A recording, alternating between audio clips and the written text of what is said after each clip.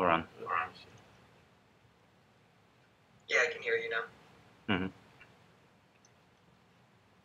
Did you have any questions?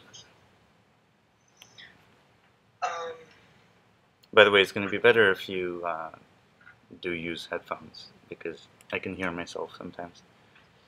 Okay.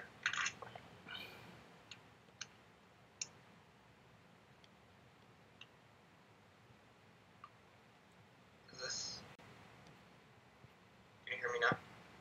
Yes, I can. Okay. Yeah, that sounds fine. I'm still hearing you from the computer's audio. But, Because, well, I cannot use headphones, unfortunately. Yeah. So basically let me just open up refresh my memory.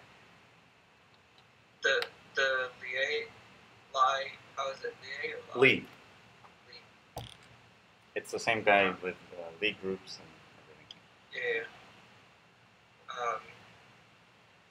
The Lie derivative is basically just a measure. How is it? It's like a measure of commutativity. So there's a few different Lie derivatives, right? And at the end of the chapter, we prove this formula for the Lie derivative of an arbitrary tensor, right, in terms of pullbacks. And that's the formula, huh? In terms of what? In terms of pullbacks of the flow, right? Yeah. So it's a formula something like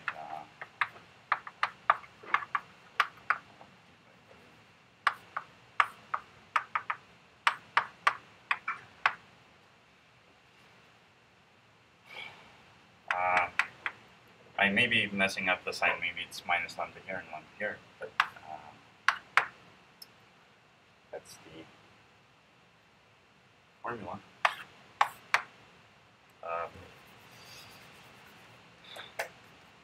That's the formula, okay? So the formula in the book looks a little bit different. It just says that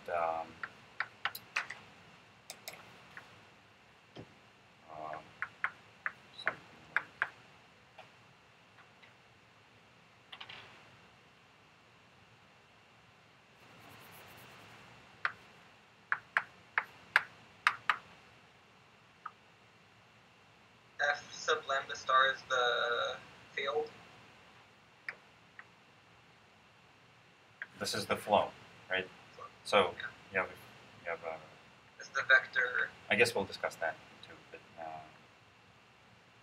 if you have a vector field, you have a flow, which describes the derivatives for the vectors pointing in. All right. Well, okay. I will have to review all of that. Yeah. But anyway, so that formula gives the actual geometric interpretation of the Lie derivative. The simplest Lie derivative that we had is the Lie derivative of a function, right? If you have a function, then the Lie derivative of that function is just literally the vector field acting on that function, right? Yeah.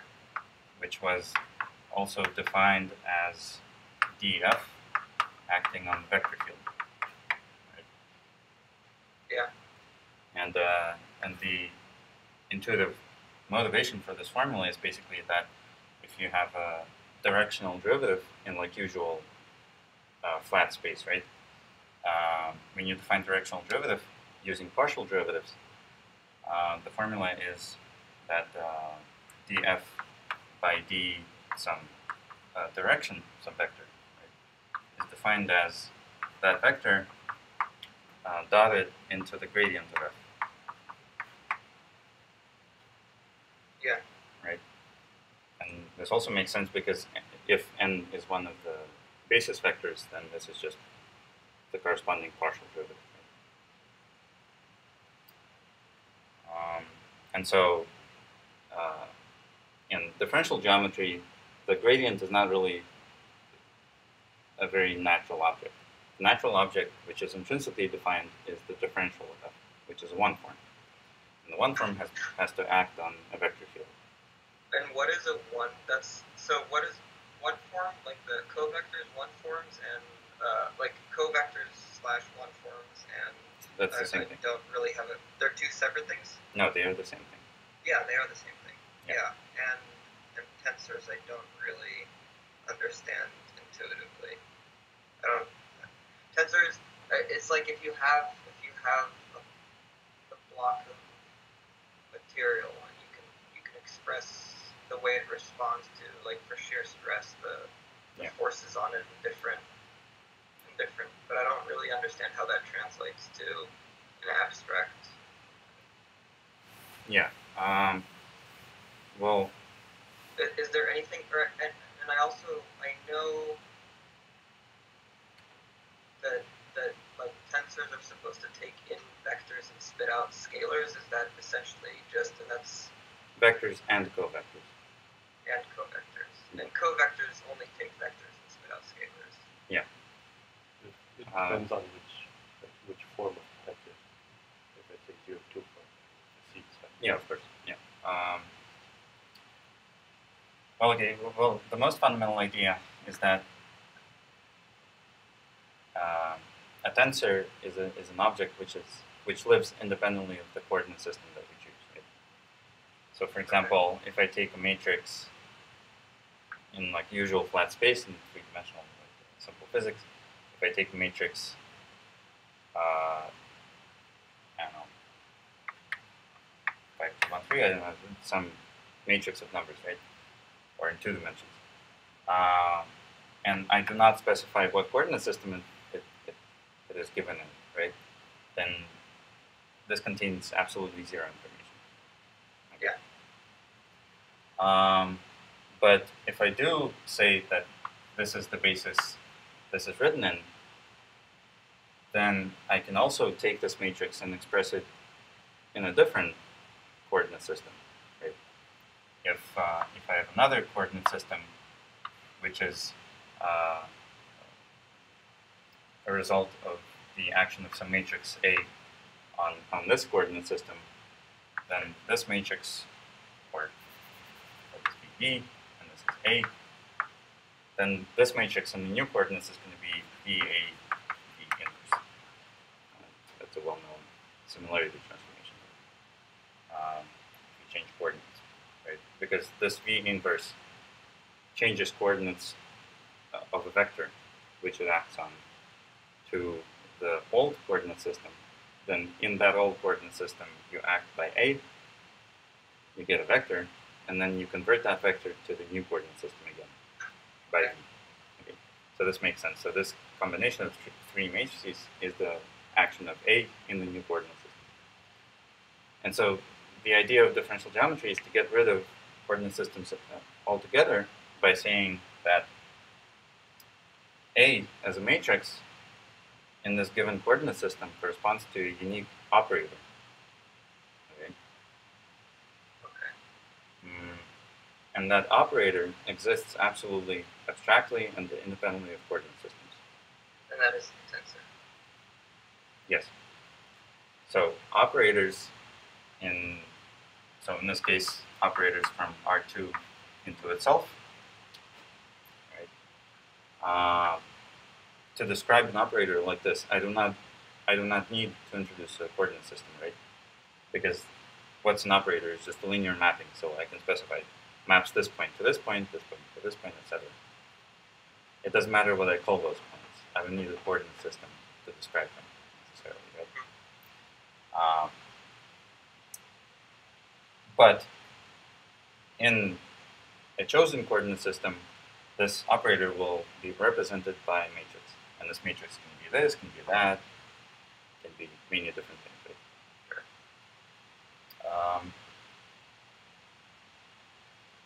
And this is a special case of a tensor. Specifically, this is a tensor of type 1, 1. Okay. Why is it a tensor of type 1, 1? Well, a tensor of type 1, 1 is the following. So I'll define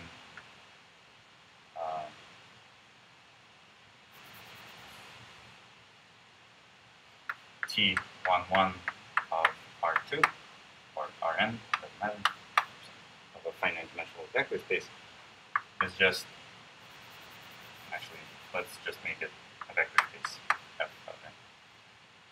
This is going to be F tensor F star times the dual space. Okay. And the dual space is just the space of linear functionals on it. It's just the what? It's the space of linear functionals on it, right? Okay. So linear maps from F to real numbers. For finite dimensional spaces, as vector spaces, F star is of course the same thing as F.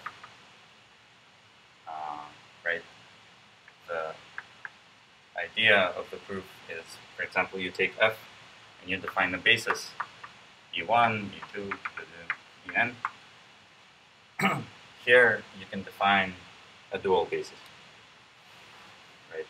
A dual basis is a bunch of elements of F star,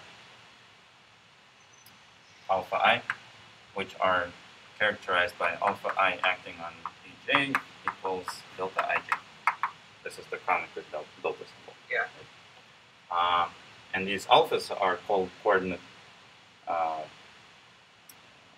well, you can call them coordinate maps or something like that, or just literally coordinates, right? Okay. Because if I take a vector, an element of F, right? An element of F is some combination Fi or Fi, E, I, right? These Fi's are the coordinates of F in this basis. And I act on it with an alpha I.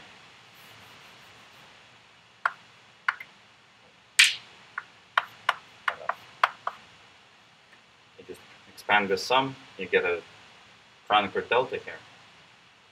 Or let's make it alpha j, so it doesn't mix with the summation index. You get a delta ij, and that just spits out fk. So these alphas are the maps that spit out coordinates of vectors in that basis. Okay. And using this idea, it's easy to prove that the dimension of F star has to be the same as the dimension of F. Therefore, Wait, as vector spaces, they are the same thing. Alpha. Can you say that sentence again? The alpha sub j is the coordinates that spit out the The mappings that spit out the coordinates of vectors. Right? So alpha j acting on the vector is just the jth coordinate of that vector. the alpha the jth coordinate of that vector. Yeah. Is alpha j on F that gives you the jth of the component of F? Yeah. Yeah. It just follows from this definition of alpha. Yeah. Okay. Yeah. Yeah. And so the space of tensors of type 1, on a vector space like this is just F times F star. Hopefully you know what a tensor product is. Yeah. Well, what's the difference between a tensor product and a direct product? I don't know. I understand what a direct product is. I think it's just mapping. So Tensor product is ordered.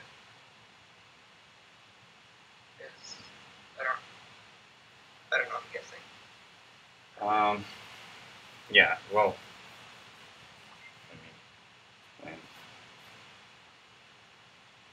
All right. Well, that's fine. All right. Yeah. So let's say I have two vector spaces, A and B. Okay. Vector spaces.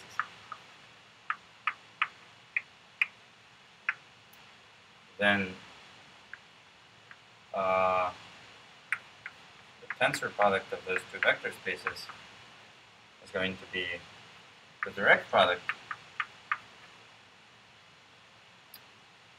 which is also naturally a vector space, right? You just it's just component-wise addition and component-wise multiplication by a scalar, right? So this is naturally a vector space. But we can take this vector space and define an equivalence relation on it. Okay, and the equivalence relation is the following: for any scalar lambda. Can you see this here? Yeah. For any scalar lambda a b is equivalent to a lambda b.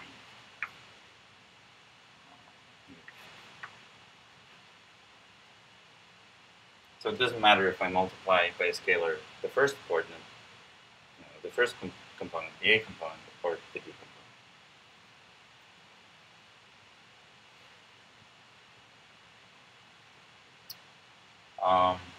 So this is just saying that. By the way, how far can you see? I can see your back right now. Like you have another. Here? You can go even further to the left if you need to. Here? Yeah. You even have like another. On the left, you can go further. Oh, okay. I don't know what the resolution is. But, yeah. So this is just saying that lambda a tensor b, right, which is the equivalence relation, which is the equivalence class corresponding to the pair a and b, right, in the direct product. Mm-hmm. This equivalence class is the same as this one.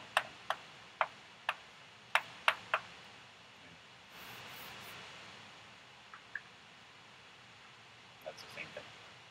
How does that work? I don't. How? What is that? A and B are vectors? Yes. In the vector spaces? Yeah, so A is an element of the A vector space, B is a vector space. Yeah. So, How is it do you possible? understand what equivalence relations are? How to No. factor? No? I do. But Okay. I just enforcing Huh? you just enforcing multi-linear Multilinear what? So tensor has to be multilinear in the industry. So that's how I Yeah.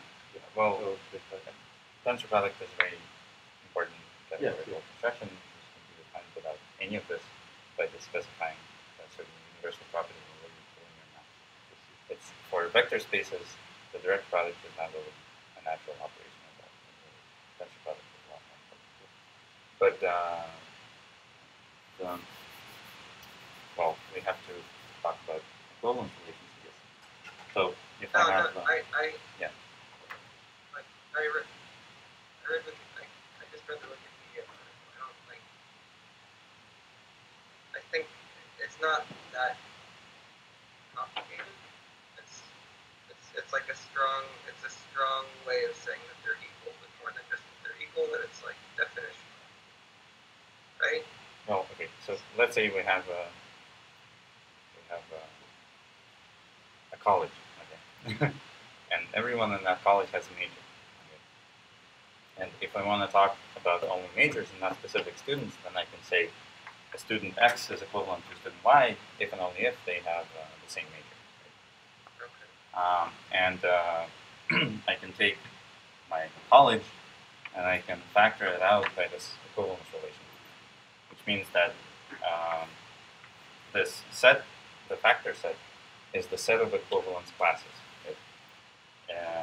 An equivalence class of X is just the set of all Y such that Y is equivalent to X.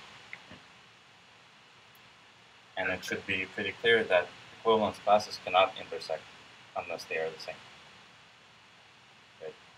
Because if two equivalence classes overlap, then there's like an equivalence through the overlap of any two elements of those two sets. Okay. Because the equivalence relation is transitive. If x is equivalent to y and y is equivalent to z, then x is equivalent to z. That's part of the definition of an equivalence relation. So if two equivalence classes overlap, then any point here is going to be equivalent to any point here, just through the overlap. Okay. So they cannot overlap unless it's actually the same equivalent class. And therefore, I can just consider the set of all equivalence classes inside in my initial set. That's a well-defined set. And in my example, it's going to be the set of all majors. Okay. And so this is a very important construction because, for example, integer numbers are defined that way.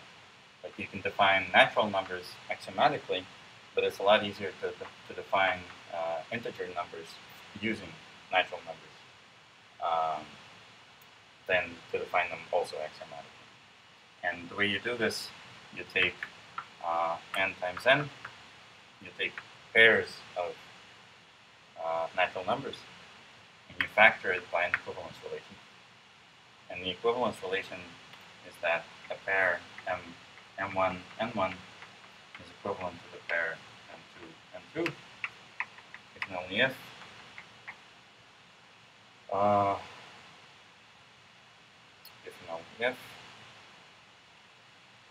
n1 plus n2 equals n2 plus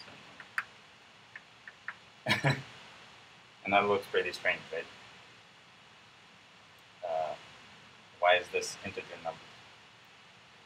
But this can be restated in a different way. There exists a natural number p such that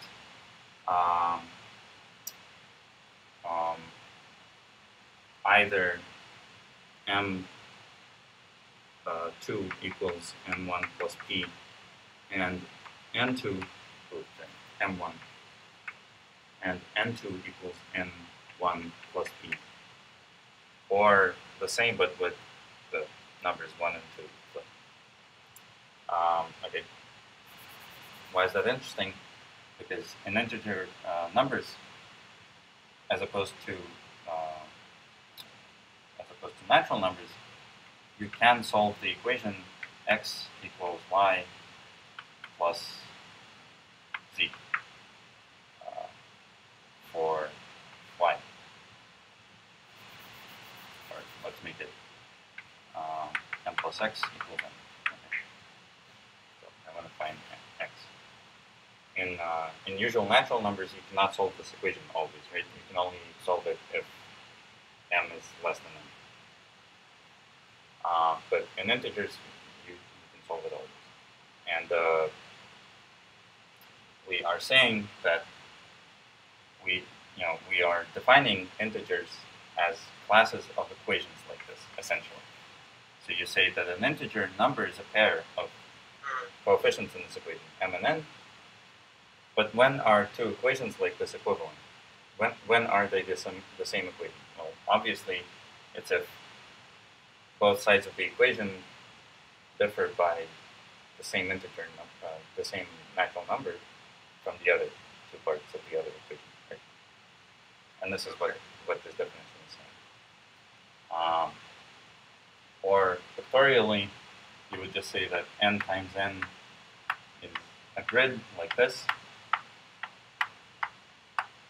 only this quadrant, right? So this is 0, 0, 0, if you include 0 natural numbers,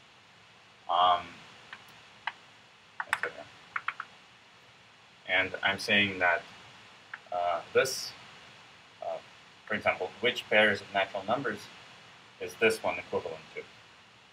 Well, it's equivalent to all pairs which are on the same diagonal, right? Because I can add p to both x and y coordinates.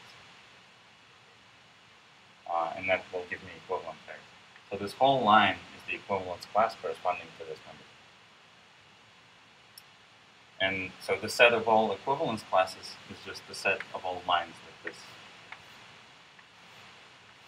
Okay. And now all that's left is to give names to these lines.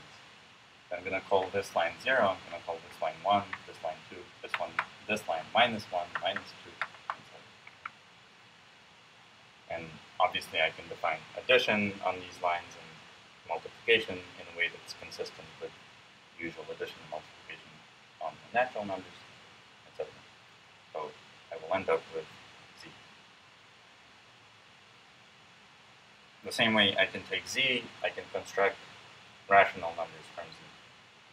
The equivalence relation in that case will be different, but it's easy to figure out what it is. You basically just replace addition with multiplication over there, because now you're trying to solve the equation m times x equals n. So in all definitions, just replace plus with a dot, and that will be your cube.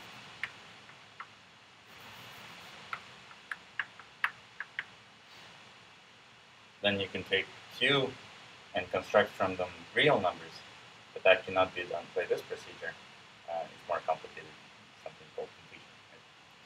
Then you can take real numbers and you can define complex numbers as pairs of real numbers.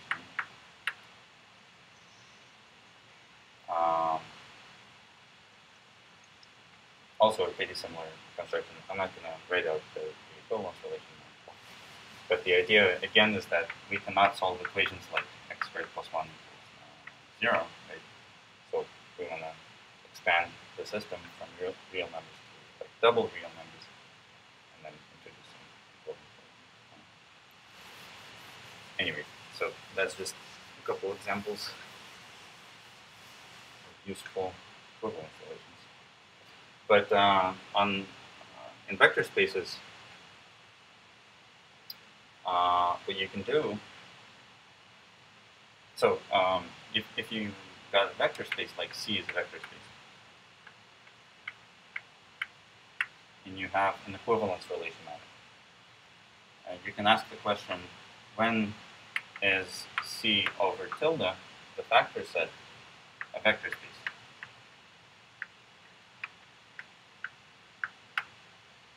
Or when does it have some natural vector space structure induced from the vector space structure of C? And of course, it's not true for any equivalence relation that C by tilde is going to be a vector space, right? Because I can take the plane and I don't know, I can roll it up into a cylinder or something like that. That's not a vector space. Okay. By the way, roll it up into a cylinder is like equivalence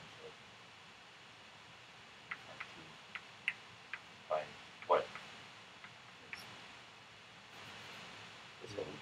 Huh? Any 2 points.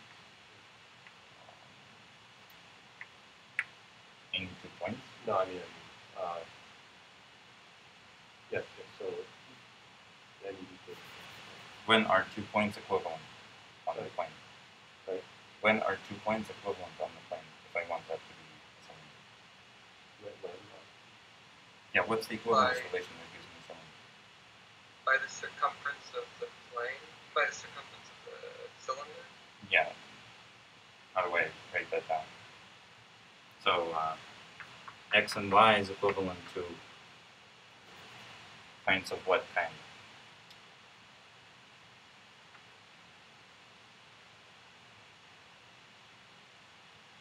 So the answer is pi times the root of x squared plus y squared. 2 pi n. Pi r. No, that's very Or no, complicated. 2 pi r. 2 times 2 pi times. Let's make it just radius, I don't know, 1 or something. It doesn't matter. So 2 pi r. Wait, so x, what am I supposed to write? It's 2 pi n. Yeah, so x plus 2 pi. 2 pi n. 2 pi any integer number, right? It doesn't have to be 2 pi, I'll just do 1 again. So in fact, it's x plus any integer, and y doesn't change, right? So I'm just saying that on the plane, I'm identifying these periodic lines with distance 1 between move this to this, and the equivalence classes are just sets of points like this. Periodic horizontal sets of points. Right? And so the set of equivalence classes is just going to be a stripe like this with the edges of the stripe identified, which is a cylinder. Okay. Now a cylinder is obviously not a vector space. So this is not a good enough equivalence relation. But you can show that the answer to this question, when is the factor still a vector space, is that tilde has to be of the following form: x is equivalent to y if and only if x minus y belongs to a to D, which is a subspace, a vector subspace of C. Okay. A fixed vector subspace of C.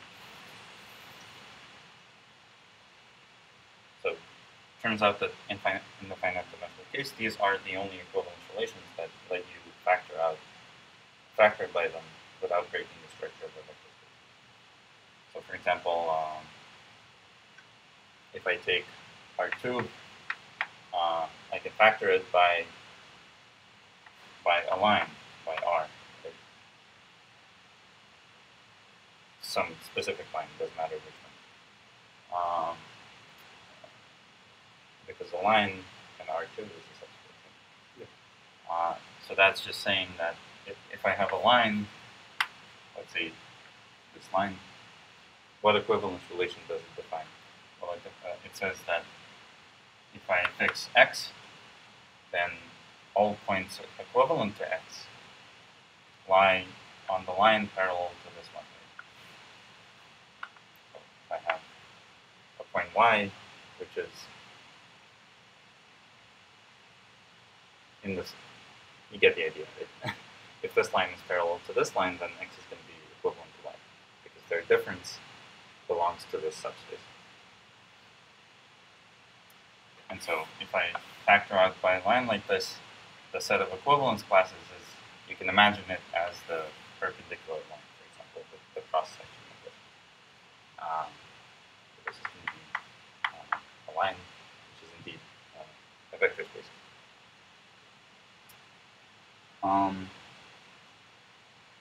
And so when I'm defining the tensor product, I want to make sure that the equivalence relation by which I'm factoring defines a subspace. Right. And the equivalence relation is that lambda A, lambda minus 1 A, I'm just subtracting the two sides. And 1 minus lambda B is equivalent to 0.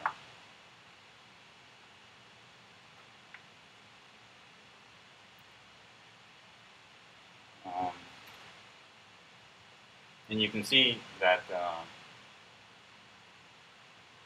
vectors of this kind form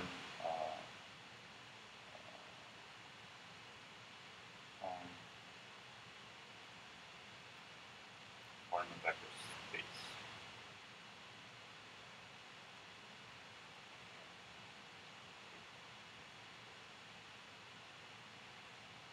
Right.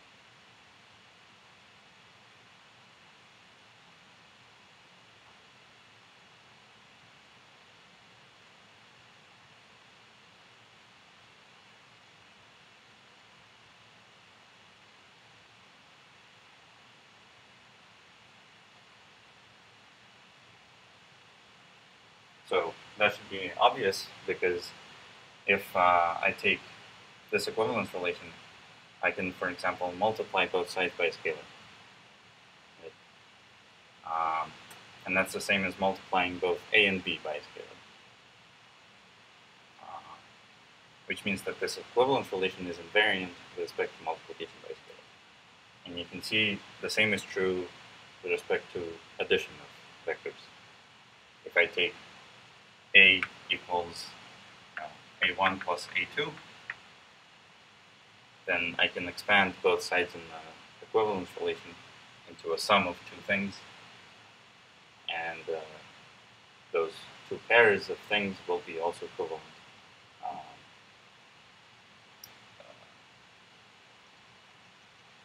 right among each other. So this equivalence relation is also invariant with respect to addition of vectors, i.e., it defines a vector subspace basically inside the direct product.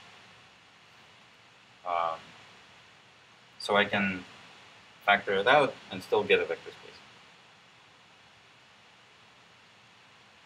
But the fundamental idea behind it is just this, is that multiplying one component of a tensor product by a scalar is the same as multiplying any component of the tensor product by that scalar. If you want to get a more concrete description of the tensor product, you can do this. If EI is a basis of A, and if let's make them A again, and BI is or BJ is the basis of the B vector space, then what's the basis of the tensor product? Yeah, so tensor product is going to be the span, right, of the basis given by AI times Bj for all pairs of indices I and j.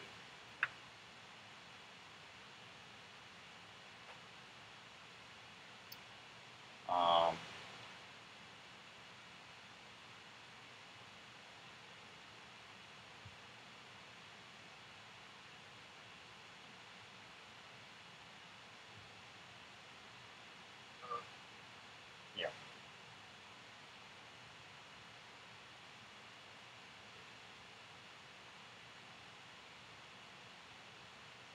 So it's kind of saying that there are like fundamental bases, sort of what it, in some way.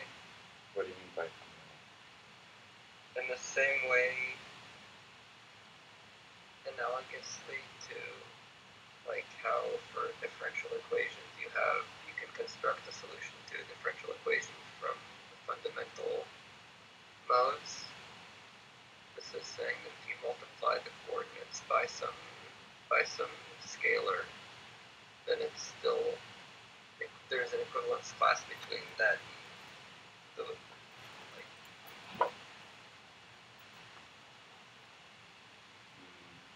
and what it was in the original bases. I'm not sure what you mean. Let me give you an example. So if I take R and I just cross it with R, the usual direct product, and the resulting vector space is what? Right? Because it's just a set of pairs of numbers x and y that I can add component-wise and multiply by scalars component-wise. But if I take R and I tensor it by R, what do I get? R11. No. You get, what do you get? How many basis elements does this vector space have? R times R. That's true. Right. How many? This is Just one. Only one, right? Yeah. because there's only one A, only one B. There's only one. So on.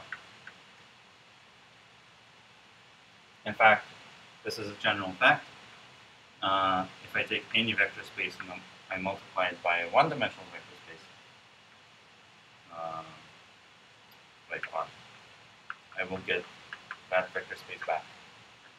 Why? Well, because in this tensor product here, I will be able to always, if this is a number, if B is a number, right, it's not a vector, it's just a number, and I can always absorb the B into lambda.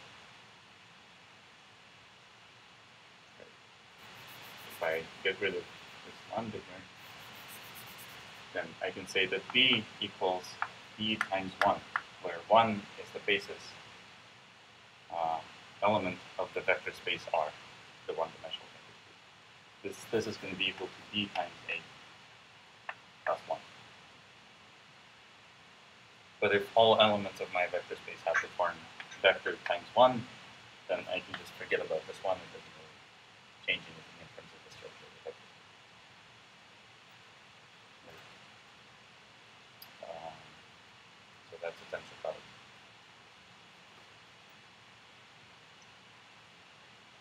Is that better?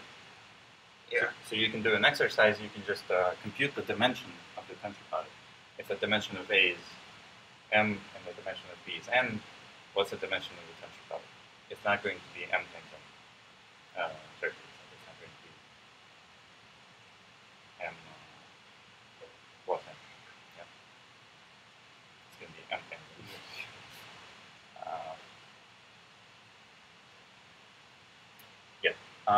So, as I told you, matrices on the plane, for example, are just tensors of type 1, 1.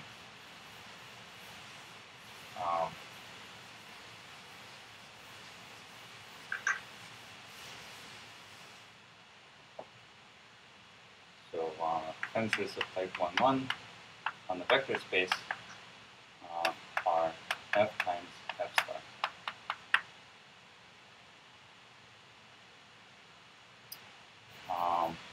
The dimension of this, if this has dimension n, then this has dimension n squared, right? Which is appropriate if we want this to be matrix.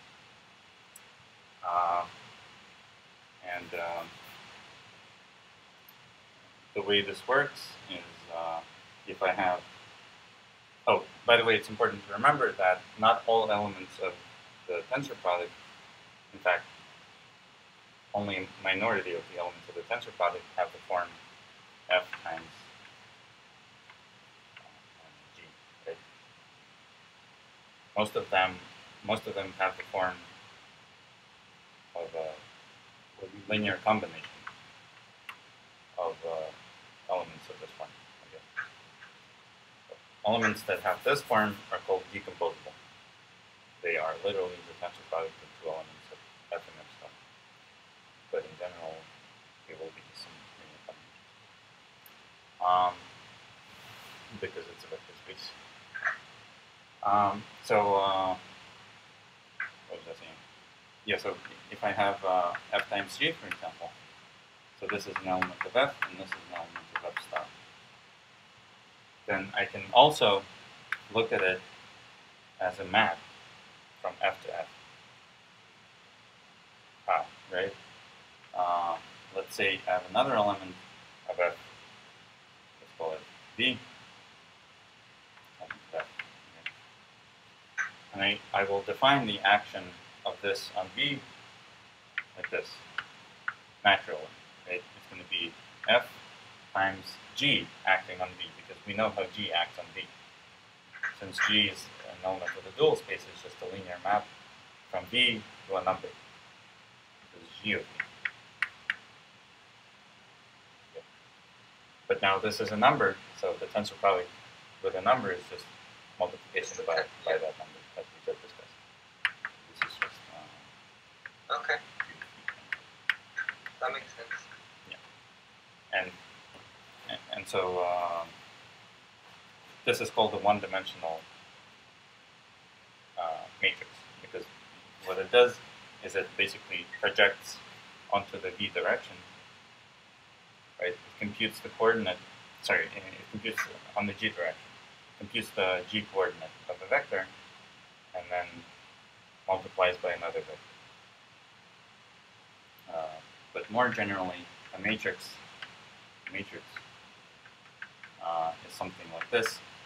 It's a linear combination of f, let's call them ei, tensor, alpha j.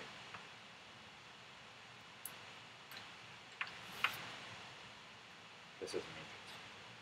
So this is a basis of f, and this is the dual basis of f.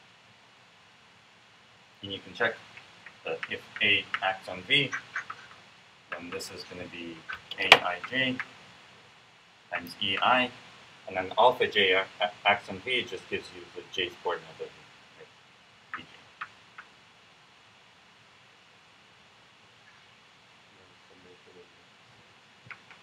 Yeah, but indeed, this is, you can just rewrite this as the following. It's the sum over I and Ei, and what's the and the rest is a number, right? Which is the ith component, the ith coordinate of this object, this vector. And that thing is just the rest. So sum over j, aij, vj, which is indeed the definition of how matrices act on vectors.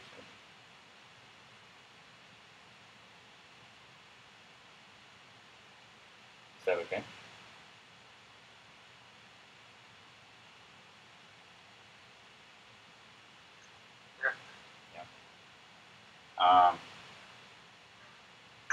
Yeah. So that's why we define the action of matrices on vectors that way.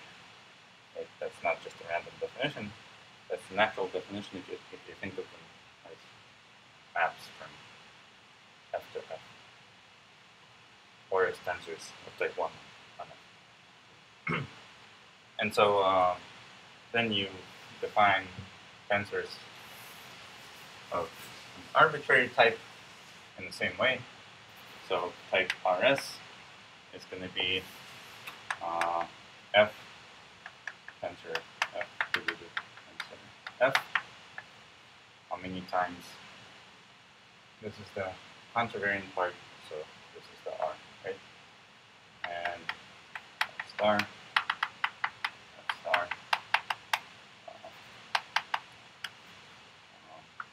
S times.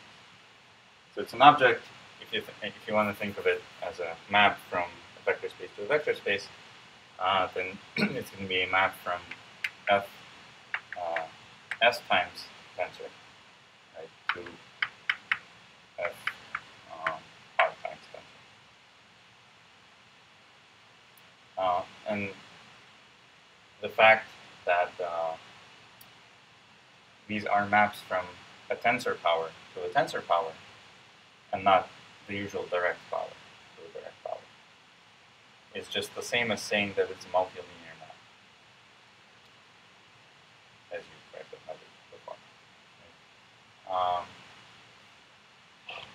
So a multilinear map, you remember, is something like this, which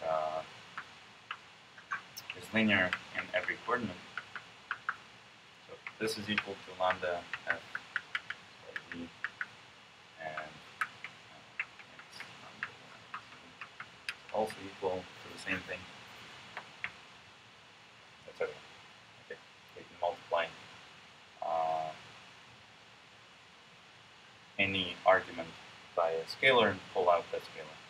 Or you can add two scalars inside one slot, and that's the same as adding the results of the action of f. Yeah. But of course, you can notice this is the same as saying that the function f is well defined on the equivalence classes of the form like in the tensor product. Right? If you say that lambda x and y is equivalent to x and lambda y, f is still correctly defined because its values are the same on both things. Okay, yeah. So saying that a function is multilinear is the same as saying that it actually acts on a tensor product of vector spaces.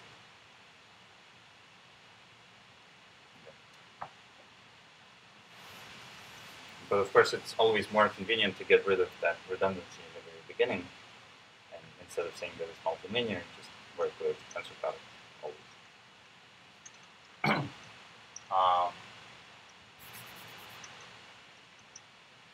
Cool. Do you want me to say more about tensor or not? No, that was very helpful. So I do want to do some problems because this is taking long. And while solving those problems, maybe we will discuss Lie derivatives and all that.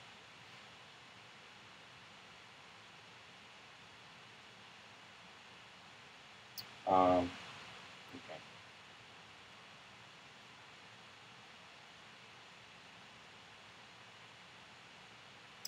Here's a problem.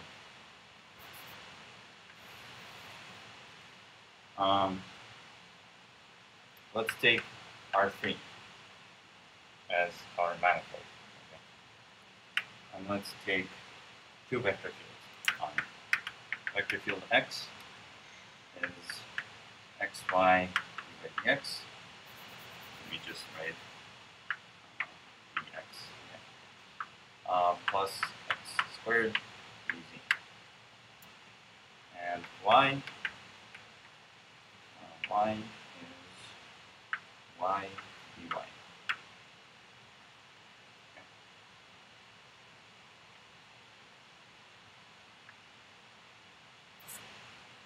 So in physics, usually you would see this written as xy and then x squared, right? Or if not in components, then xy times x hat plus x squared z hat. Right? But it's important to realize that these hat objects, they are not vectors. They are vector fields that depend on the point to which they are attached, right? Which is what lets you write xy functions in the coefficient, and not just numbers. That's even more important when the coordinates do not reflect the vector space structure directly. Like if you choose polar coordinates on the plane, you cannot add them, right, component-wise. So polar coordinates are not like vector space coordinates. And so in polar coordinates, you could have written something like that, r hat and then phi hat. But they are vector fields, right? Because phi hat depends on what phi equals, the direction of that vector. Yeah. So if you want to convert between different coordinate systems, then using the differential geometric language like this is actually a lot easier. Right, so we got two vector fields, and I'm also going to define a map f from R3 to R, defined as f of x, y, and z equals x squared y.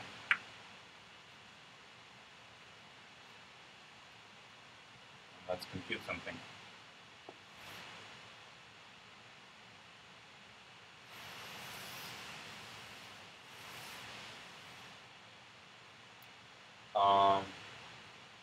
Number one, let's compute.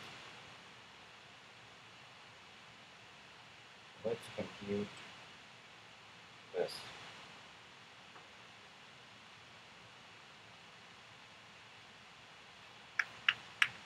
xf. Okay. What is that?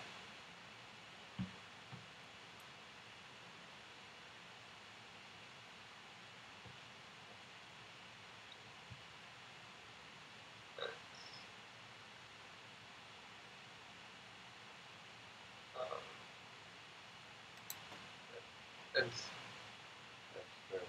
2xy times xy is the x component, right? So yeah. So 2xy squared, 2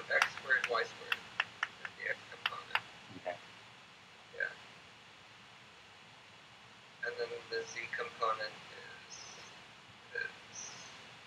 0. Yeah. Right. So that's simple. So you can think of vector fields literally as just first order linear differential operators on functions. Okay. Only on functions, not on functions. Next, I'm going to do f star x. So to push forward by a map. Okay. How's that defined? Or what is it?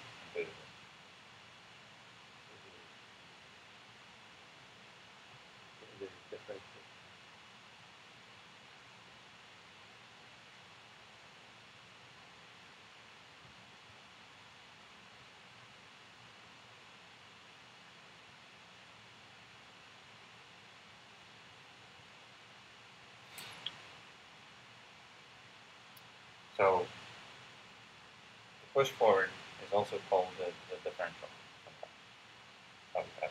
Okay. Differential in R3 is usually just called the Jacobi matrix.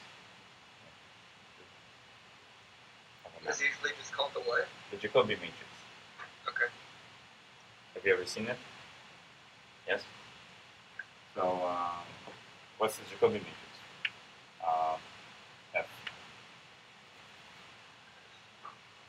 EEX. Yeah, what is it?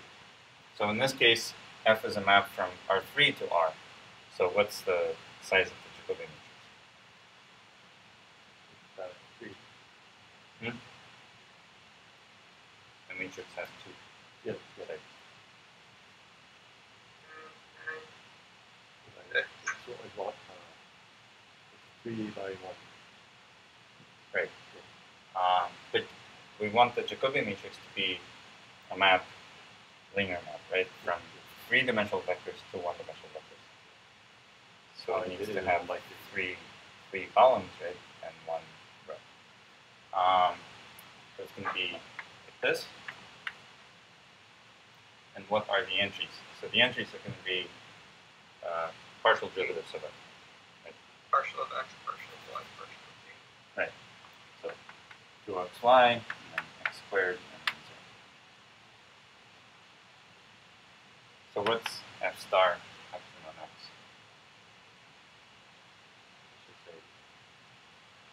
So the Jacobian of f is f star. How's the Jacobian related?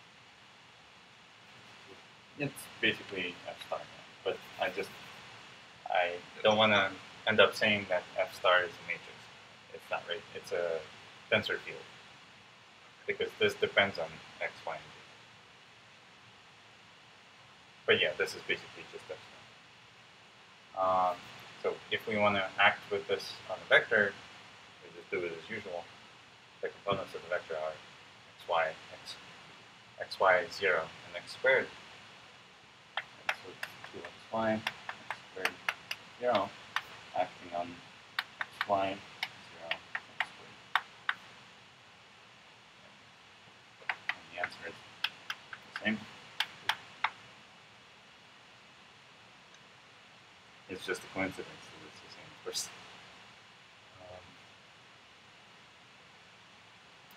Well, I mean, I'm not careful enough. The result is supposed to be a vector. Right? The push forward of a vector is a vector. That's also true with 1, isn't it? True with 1? No, it's not, because it's a scalar. No, this is just the directional derivative of it. That's okay. Yeah. But here, the result is supposed to be a vector, and for that we need to introduce some coordinate on R, on the target manifold. Right? So if the coordinate here is like t, then I will just write dt. Okay? Because this is the component of that vector in the basis of whatever the basis is. So dt is the basis vector on the line.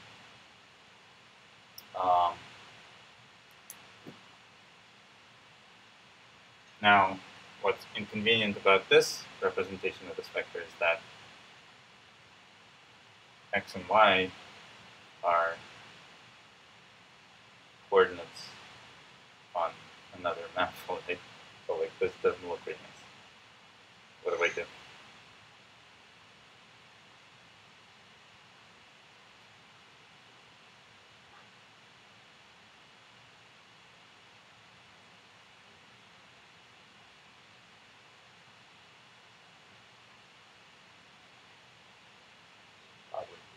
What was your question? X and y are, Yeah. right? This is not a vector. If you just look at this Yes, yes, expression, this is not a vector field on R, because what the hell is x and y? yes. So how do I do it? Like, if I say, if I fix a certain, a specific point of R3 where I'm computing all of this, then these are just going to be numbers acting on numbers, and I get a vector with just a number here, which is fine, and that will be the correct result. Yeah. Okay.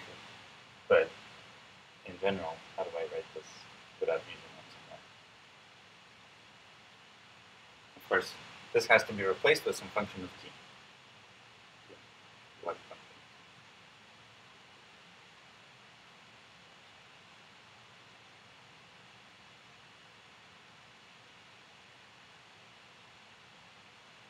You just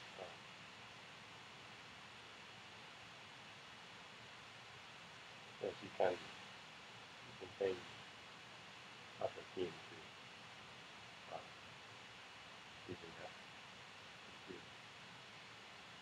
to pull back into No, but I want to get, the result is supposed to be a vector field on R. Yep. So what I want to have here is some function of t dt. Right? That's the most general vector field on R. Is it? Is it so Can you get rid of? Can you get rid of x and y somehow using the Kronecker delta? Is that the? No. Well, we have a map, right? It takes x, y, and z and maps to t. This equals 2. So then Oh. Just divide it by. Kind of, t of x, y, and z. That's the same. So this dt, it lives at f of x, y, and z. That's the point at which it lives. So then. But then you still have the x. It's two. It's 2y t dt if you do by substitution. that eliminates Is that where you? t. Is that what you Yeah, good count.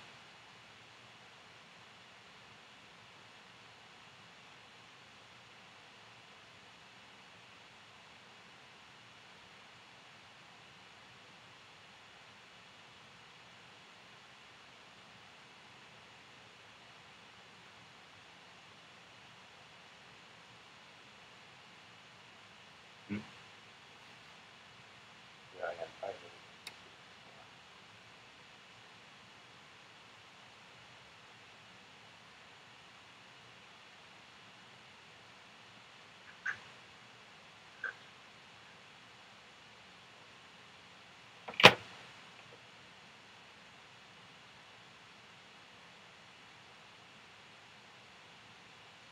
I don't think But it's clear that there is, like, what I'm asking is not really a problem. It's just a rewriting of the same thing. Like, this is correct, right? Because if I say x equals 5, y equals 0, and z equals 3, and I substitute, I will get an answer Yes, yes, at some specific point. yes. Right? Yes. And as I vary that point, my answer will vary. Yes. So, like, this is a meaningful expression that gives me the answer everywhere. Yes. It's just the problem about how it's written down. How do you project? So the question is how you project x and y onto the real line reliably. Yeah. Well, the question is basically, if I know t, how do I recover x, y, and z? Use substitution. Can you not just substitute it? I need to invert f, right? Yeah. Yeah. But of course, obviously, this f is not really invertible because it acts between manifolds of different dimensions. That's the problem. In the definition of the push forward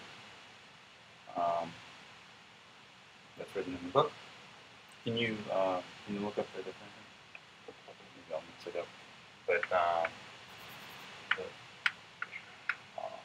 push forward.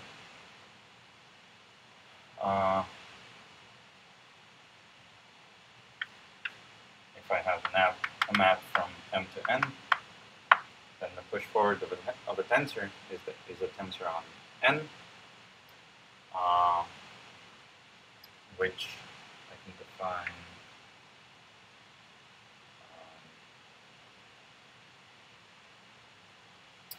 how was it written in the book? At a point N,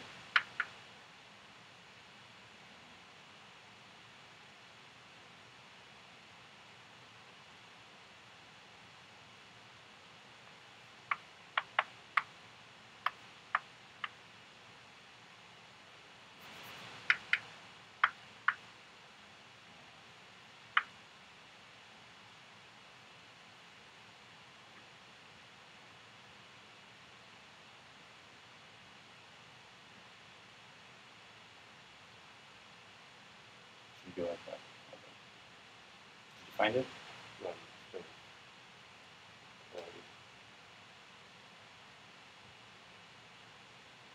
sorry. Yeah. Hi. So my roommate is locked. I got locked out. Okay.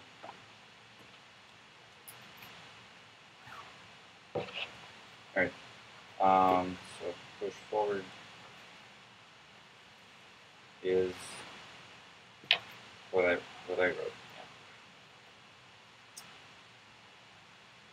Okay. So the problem is that generally, to define the push forward, you need to assume that this function is a diffeomorphic, at least locally. Right.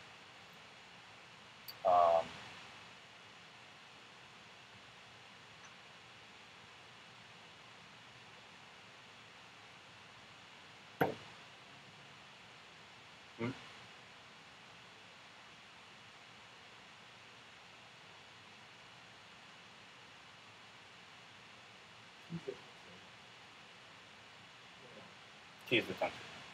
You take TF, RS, you have this T function, where you take in the case 1, 0, this is just the usual Jacobian matrix. But in general, this will be the tensor product of a bunch of copies of the Jacobian matrix and then copies of the transposed inverse Jacobian matrix, or just inverse. Yeah. But anyway, so what the question that I'm asking here is actually not well defined. Right? This is not a vector space. This is not a vector field, because sometimes I can take different values of x and y and get the same point on the line f of x, y, z, but a different vector here. Right? So this is not really a well-defined mapping from a vector field to a vector field, because I have multiple vectors mapping to the same vector sometimes.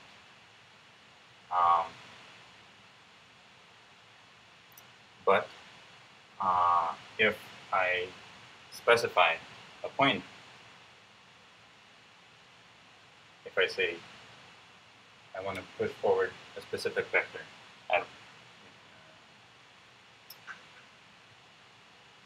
a specific vector like x at 1, 1, 1, then I can do that. I can push forward just one vector.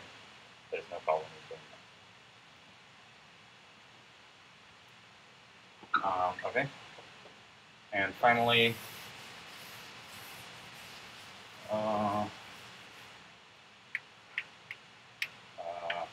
let's compute the commutator, or the Lie bracket.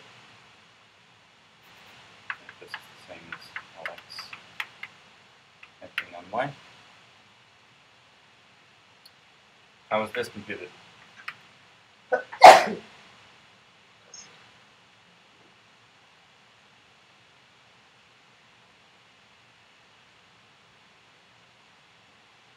So the word commutator is very useful when thinking about it, because if you want to think of x and y as, I should not have erased them, but if you want to think of x and y as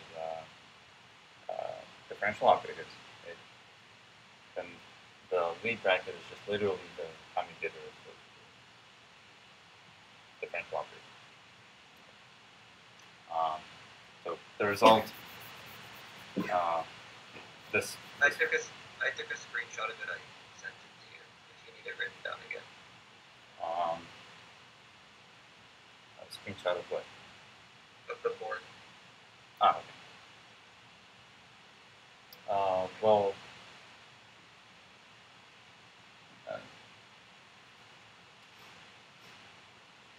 So a Lie derivative, a Lie bracket of the vector field is a vector field again, and this acting on a function is going to be Lx Ly minus Ly Lx. Acting on the same function. So this is just the commutator of the Lie derivatives on the function. Lx acts on the function to get the function, and then Ly acts on the resulting function, and then in the opposite order.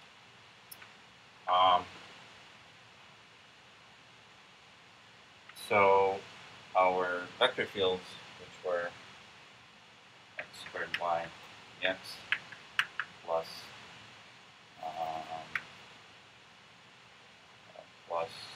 what was it? Y dy? Wait. X squared dt. Commutator with y dy. How do you compute that? Act in this order and then backwards and subtract the results. And you can check this in general that, well, obviously an action of two differential operators is a second order differential operator, so it's going to contain some second derivatives, like dx, dy, etc. But when you commute, when you subtract the product of those two operators in the opposite order, the second derivatives will also always cancel out. Okay. And only the first derivatives will survive. So knowing that beforehand, I can just look at this and not even compute like second derivatives. Okay. Which means that I will get a non-zero term in the answer only when one of the derivatives here is acting on one of the coefficients here. And then only this derivative survives. Or when I'm acting in the opposite order, then I will need to act with dy on the coefficients here. Okay. So we can see that this coefficient depends only on y, so only the y derivative can give something non-zero. There is no y derivative here, so that's zero. But in the opposite order, this coefficient depends on y, so this derivative dy will give me a non-zero answer here. Specifically, gives me x squared dx.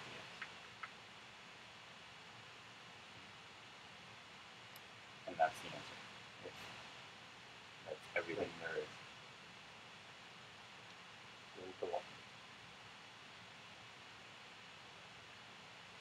y dy. Oh, sorry. Yeah. And multiplied by that. I mean, I'll be Yeah.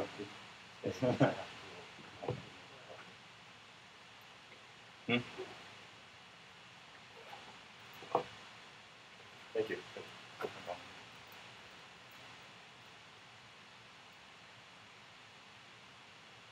Okay, is that clear? How I did that? Yeah. There's a general formula that you can look up in coordinates for what it looks like, but it's not really useful when you. Don't know what it means. If you're solving a problem like this, you just do it directly by hand. You don't need to use any formulas. Right.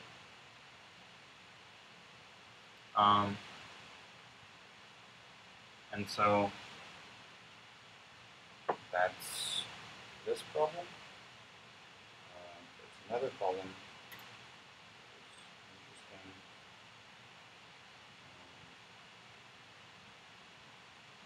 Which was this.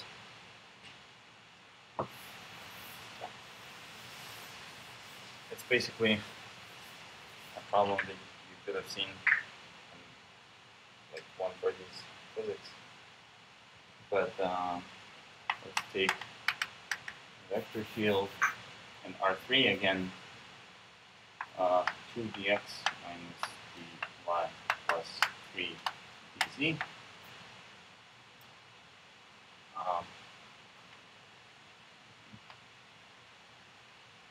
And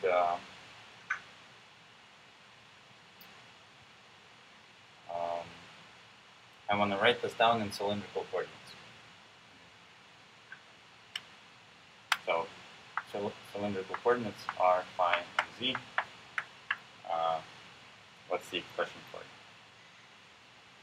I.e., I want to write this down as xr dr plus x phi d phi plus xz dz.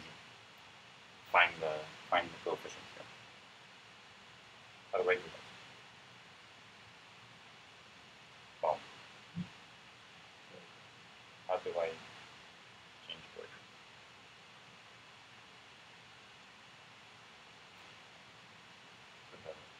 Cylindrical coordinates are defined by x equals r cos phi, y equals r sin phi, and z equals z.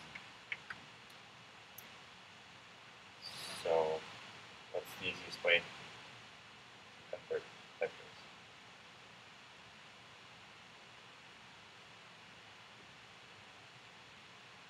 Jacobian, right? So I can think of this as a map. Right? I can think of this as f of x. So in a map like this. So let's call this function f. Okay. And it's a function from R3 to R3. But the first R3 has this coordinate system, and the second R3 has the other coordinate system. So writing down, and of course this f is locally a diffeomorphism away from the center, away from r equals 0. It's just a diffeomorphism.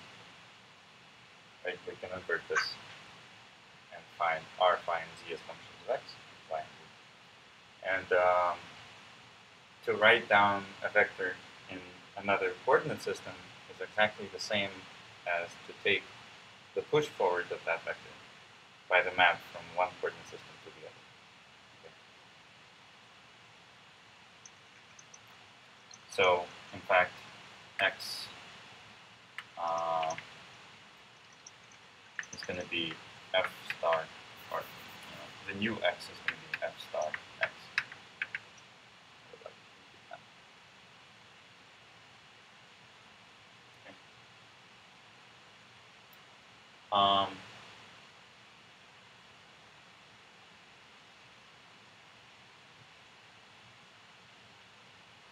Okay, so let's compute f star. which is the Jacobian, right? Jacobian is simple. We want this to be, the Jacobian has to be a map from x, y, and z to r, phi, and z, which means that I want these guys to be dr by dx, d phi by dx,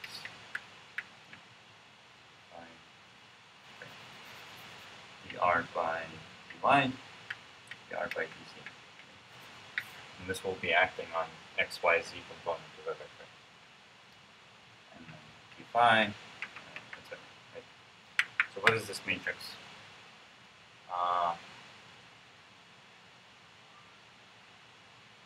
So what's inconvenient here is that dr by dx is not very easy to find from these formulas, right? Because r is root of x squared plus y squared, and that's just unpleasant. So instead, I can say that this matrix is the inverse of the Jacobian matrix in the opposite direction.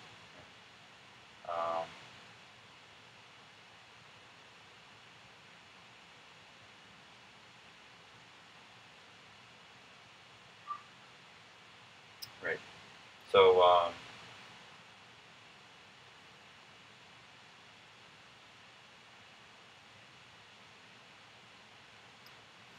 wait, is this f star or is this the inverse of f star?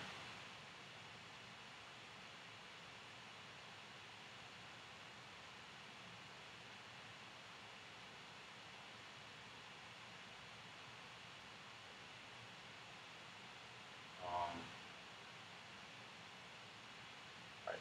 Let's compute and then we'll figure it out. So I will just write down the matrix, which is this. The one that's the easiest to compute. It's dx by dr, dx by d phi, dx by dz, etc. Okay. What is this matrix? So this matrix is the following. It's obviously cos phi, and then minus r sine phi, and then sine phi, and r cosine phi, 0, 0, 0, 0, 1. Okay. Yes? Okay. So this is going to be a map from, as you can see, this is a map from r, phi, and z components of a vector to the x, y, and z components of the vector. So I actually want to use the inverse of this matrix to compute this, because I'm going in the opposite direction. So the inverse of this matrix is what? Do you know how to compute inverses?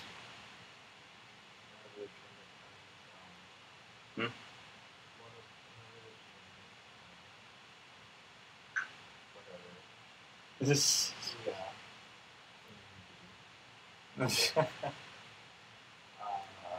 Right. Well, so first of all, you can notice that this matrix is basically a 2 by 2 matrix. Right? This one doesn't do anything.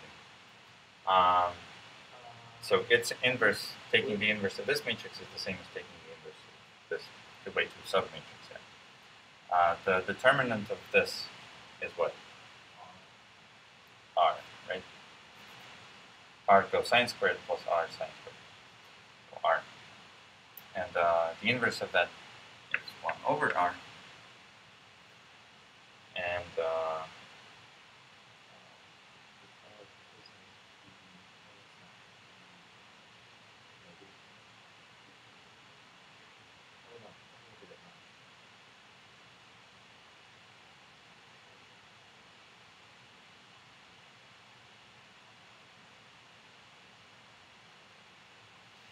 so for 2 by 2 matrices, the rule is very simple. You switch these two elements, and you put minuses on these two elements. You can check that that works. And we get r cosine phi, r sin phi, minus sin phi, cosine phi.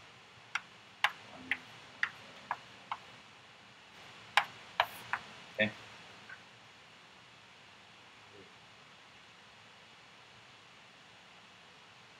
That went off the edge of my screen. The zeros and the 1 on the right column. So nothing important, but Yeah, 0, 0. that's the extent. Alright. So now we can take that matrix and act with it on the components here. Right? So we got, well, I will divide by r, so it's plus phi, sin phi, minus sin phi r, sin phi r, 0, 0, 0, 1 phi. And I'm acting with this on 2 minus 1, 3. And you can see that here we have basically the same possible source of confusion as in the last problem, because I'm acting with this matrix on the x, y, and z components of a vector.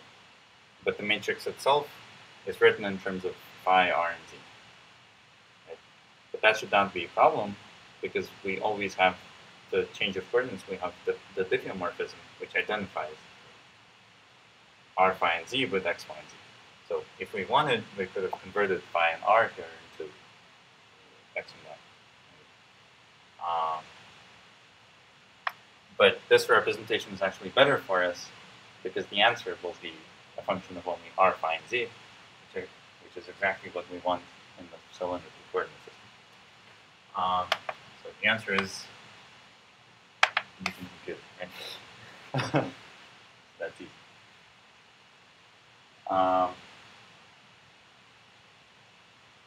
Okay.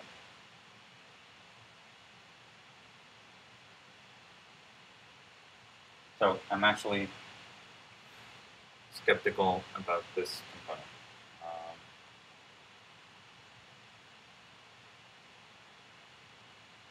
I think it should just be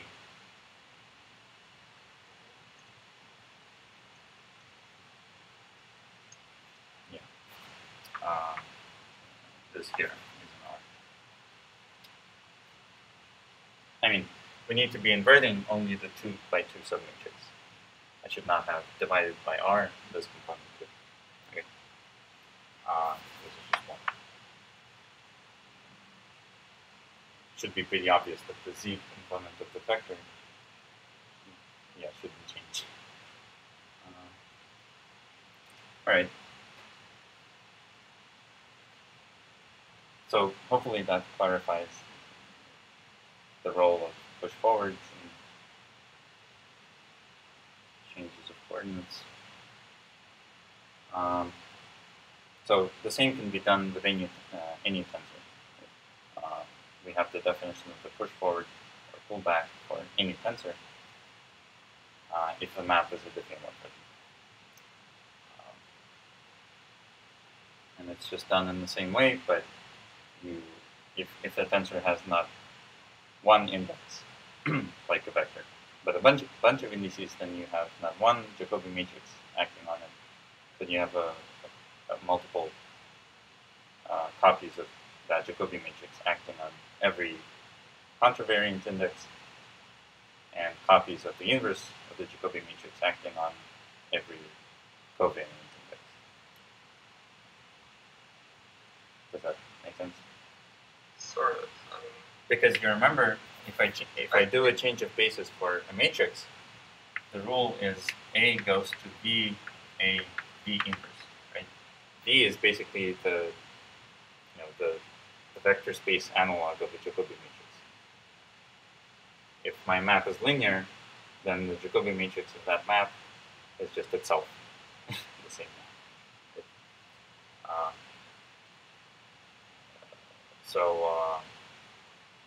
You can see that I have one V acting on A on the first index of A.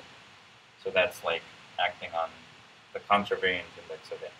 So I can write this as follows. The A in new coordinates, A tilde, ij's component. If I think of it as a 1-1 tensor, then I'm supposed to write I and j, right? One upper index and one lower index. So j acts on the vector and spits out a vector, an object with an upper index. Okay. So this is going to be equal to v I k a k l v inverse l j. Okay.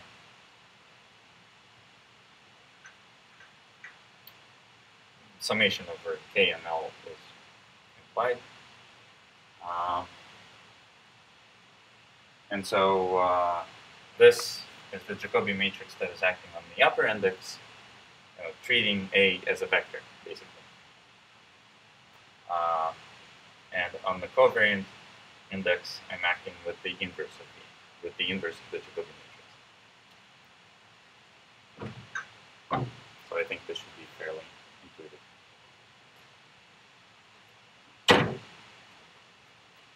based on this example. So if A has more contravariant indices or covariant indices, I'm just inserting more copies of V and V inverse. And your example with the stress tensor in elasticity theory, right, is important. Or you can also remember the example of the moment of inertia tensor. Right? It's also a tensor. And it's a tensor exactly because it doesn't care what coordinate system we choose. Choose one coordinate system, it's one matrix. We know that the moment of inertia tensor, there always exists a coordinate system in which is diagonal, right? Given by the principal axes of the rigid body. But in another coordinate system, it's going to be some random matrix. So really physical, observable objects must be tensors, right? They must be generally covariant in the sense that they don't care about the coordinate system.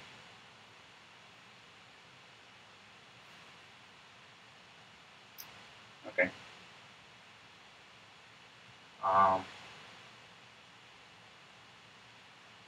Questions? No?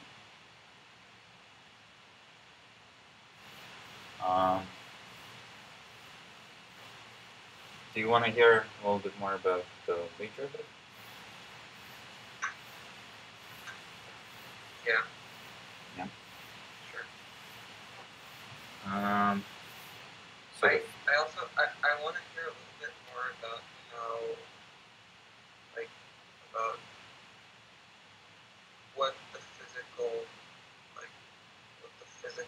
because the push forward of a tensor of a function of a map, the push forward of a mapping on a vector space causes just physically the significance is a transition from one coordinate system to another.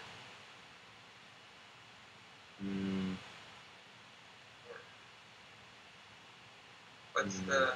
No, I mean, if you want to think, it depends on what the mapping is, right? I understand how to do. Basically, I understand how to do the computations now. I still don't really have a mental model for what the push forward and the pullback, the Lie derivative do. Well, so let's think about vectors, right? Not tensors. If I have a manifold M and I have a vector, right? Then that vector, by definition, is identified with an equivalence class of curves passing through the point to which it's attached, right?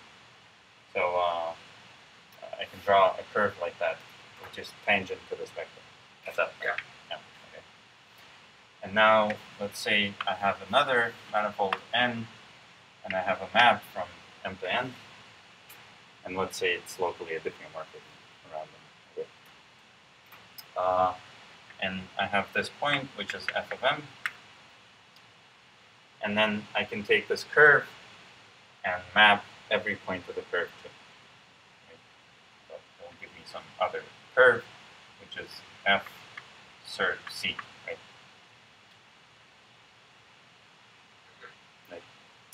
And this curve defines its own equivalence class of curves that are tangent to each other, passing through f of m, i.e. they define another tangent vector on the manifold M. Right? And this tangent vector, if this tangent vector is, let's say, x, this tangent vector is called f star x. So this is the pictorial definition of the push forward. Right? So it's the most natural way to map vectors that you can think of. But of course, if this map is actually from M to itself, then you can think of it as a change of coordinates, I guess. I mean, it depends on your point of view, right? There's two different philosophies, active and passive mappings. But active means that it actually shuffles around the points of the manifold. Passive means that it's just it is just changing the names of those points, changing the coordinates, right? Rename, yeah. But of course, they are completely equivalent.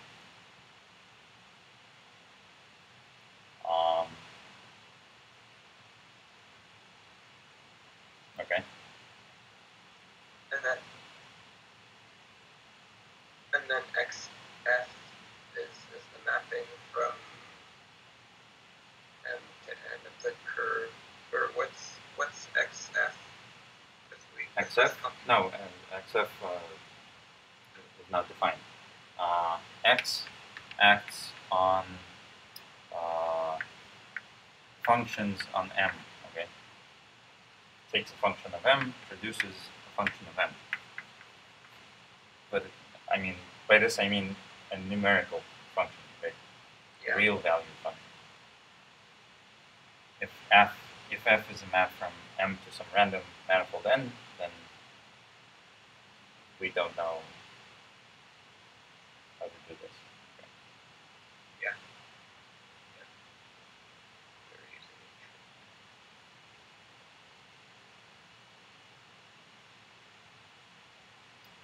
So this was defined as the directional derivative, right? df acting on x. By the way, do you still have the question about one forms, what that means? No, I think I understand. The first computation that we did before we did the push forward, yeah, was from f of R3 to R. Yeah. What is the physical meaning of that?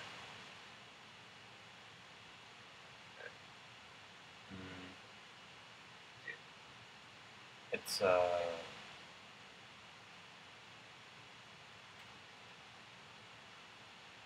physical meaning. Well, okay, so actually I said a thing which was wrong in that problem.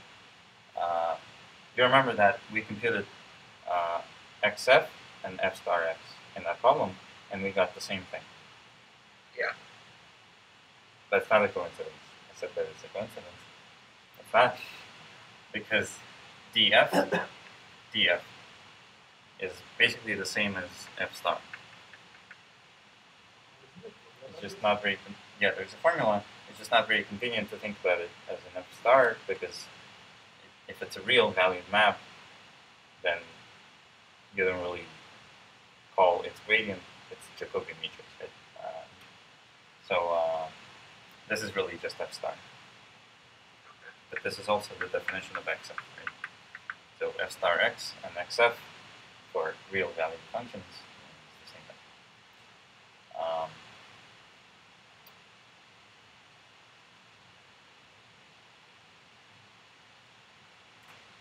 But the useful thing, another useful thing about df is that this is a one form and not just like an operation, a push forward, a map from vectors to vectors. Right? It's a map from vectors to numbers, and therefore a one form. Or from vector fields to functions, the same thing. Right? Okay. So locally, vector to number, globally, vector field to function. Okay.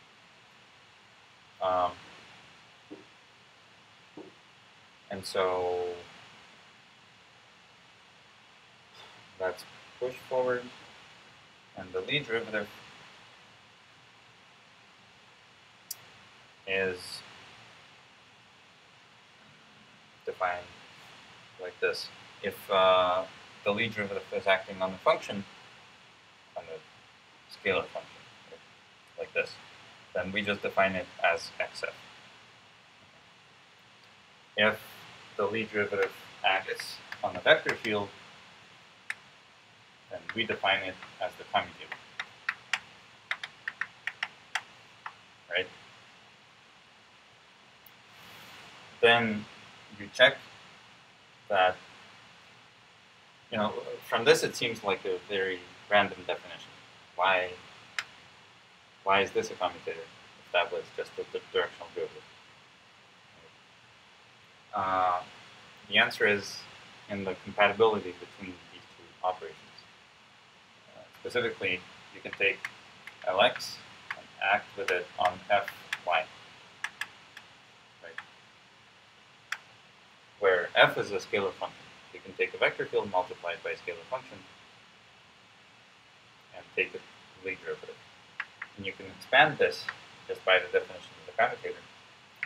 And you will see that this equals Lxf, which is a function, times y, and plus f times Lxy. So just literally the product rule for a derivative, right? The Leibniz rule. Like,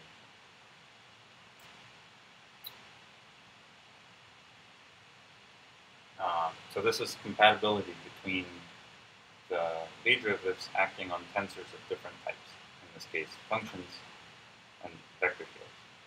Okay. And then we have this very general theorem, which was called Grunwald, something like that. Yeah, Grunwald. Yeah. Which says that to define a differential operator, it suffices to define it on functions and vector fields. And then on an arbitrary tensor, it's just defined, you know, since that tensor can be represented as a sort of as a linear combination of tensor products of a bunch of vectors and then a bunch of covectors with functional coefficients in front. You can just define the Lie derivative acting on an object like that by the Leibniz rule.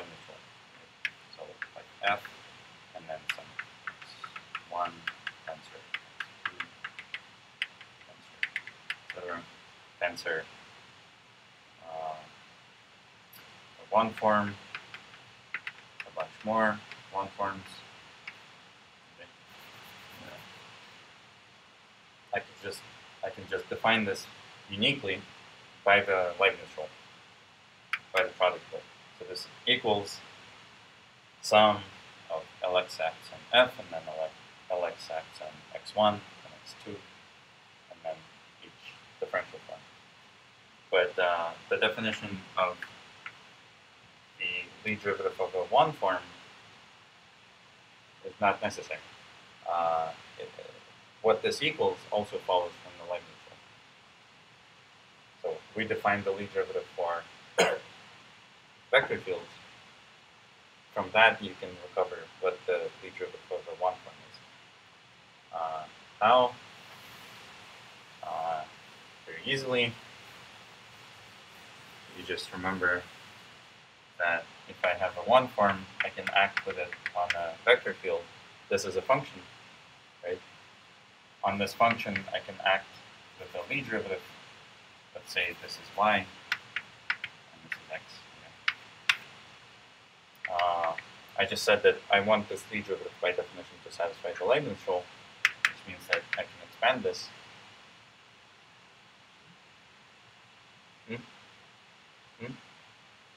What is this?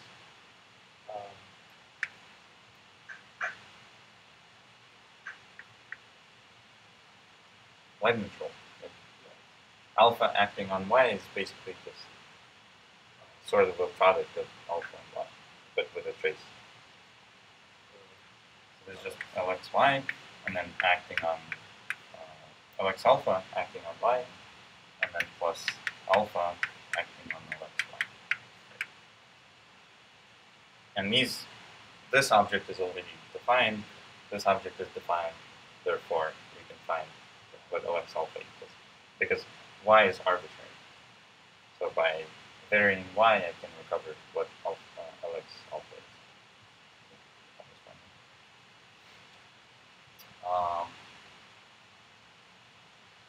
So if I have this defined, I know also how to differentiate one forms. But if I know how to differentiate vector fields in one forms, then I can differentiate any tensor just by expanding it as a linear combination of tensor products and using the Leibniz rule, right? Leibniz? Yeah.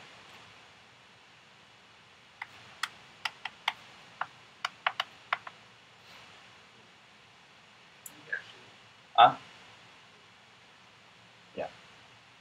The product rule, also the same thing. But the true geometric meaning of the Lie derivative is uncovered only in that formula we just proved in the very end of the section about Lie derivatives. In terms of the flow, yeah. So the Lie derivative of the tensor is I wanna do the not infinitesimal form of that formula. And I always forget this sign there.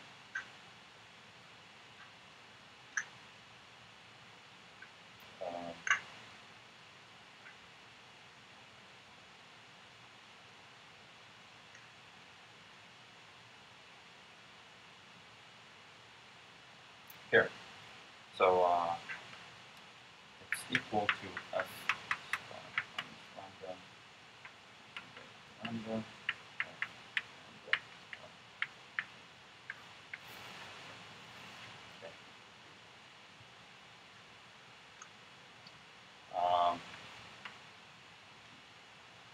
and it doesn't matter what lambda equals to. As long as the flow is defined at that lambda, it's going to give you the same answer.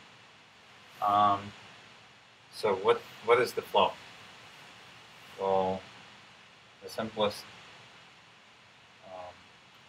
First of all, if you have a vector field, you can think of it as a first order differential equation. Okay. How? Well, let's say I have a point M, and I am looking for a curve through it, C of some parameter T. Okay. And I want this curve to be the integral curve of x, which means that at M, I know the value of x, right? It's just some fixed initial condition for that curve. I want the curve to be tangent to the vector field at M. But I also want it to be tangent to that vector field everywhere along the curve. In terms of a differential equation, this can be written as d by dt of c of t, which is a vector, right? This is a derivative of a point on the manifold, which is a tangent vector. And this is a vector that lives at the point C of t. I want this to be equal to the vector field x at that point, right? X of C of t. Or more simply, this can be written as C dot equals x. So this is just saying that the tangent vector to C is x. So having a vector field is basically the same as having a first order differential manifold ODE. And for ODEs, we have local solvability. Right? So this ODE, of course, is not in some randomly chosen coordinate system. It's not going to be linear because x of your coordinates is going to be some random nonlinear expression. So in general ODE theory, you only have local solvability of nonlinear differential equations, which means that we can only solve, we can only find this curve locally on some small interval of time around my t equals 0. All right. Yeah, I guess I forgot. So this has to be a Cauchy problem. C of 0 equals there's an initial condition.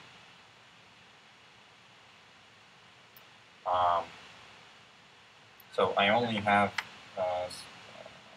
solvability for t lying in some small interval of time from minus epsilon to epsilon around 0.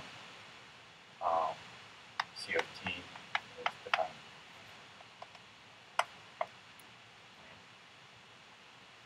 Now, if my vector field is actually defined on the whole neighborhood, like everywhere, on the manifold or in the whole neighborhood of M, then I can look at how the curve depends on the initial condition. If I'm changing my point M, how does the curve change? Right. Specifically, I can take M and map it to C of, let's say, epsilon again, or C of t. Let's make it t, but t is less than epsilon. This mapping is called the flow. The flow of the vector field. Okay. So I'm taking points of my vector field and I'm evolving them along my vector field. Okay. Like that. So you can think of it literally as a flow of some fluid on the manifold. They flow along the integral curves of this vector field. But the flow, of course, is not defined for a long time because we only have solvability on some, in general, some small interval of time. Therefore, we have to be careful. That's why we introduced the notion of a flow box. So what's important to realize is that epsilon is not going to be the same as you vary the initial condition, the initial point. There's no reason for it to be the same for all points. So if I take a whole bunch of points, like a neighborhood that I want to evolve, then for every point inside this neighborhood, there's its own epsilon that depends on the point. Okay. And that means that if I want to involve the whole neighborhood simultaneously, I can only do that for the minimum epsilon among all of those points, right? And that's why the flow box, if this neighborhood is U, then the flow box is a map from U cross some minus epsilon 0, where this epsilon 0 is sort of the smallest epsilon out of all the epsilons in that neighborhood, to M, the manifold, right? So it takes a point inside U, evolves it for a certain amount of time, spits out another point. And we define the flow at a fixed time. So this map, F, the flow is a function of two arguments, right? The initial point and the amount of time. But I can also define Ft, a restriction to a fixed time, right? Ft of a point M is going to be this C of t with the initial condition M.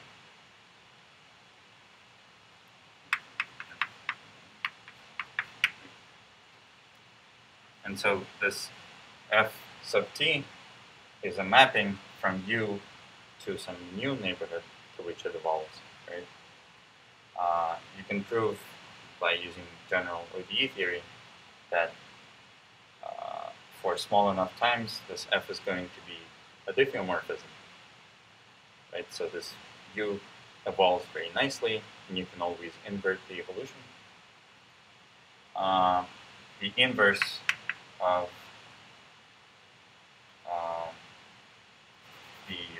the inverse of Ft is going to be F minus t on the new neighborhood, okay? Which means that Ft basically form kind of a piece of a group. Like, do you know what a group is?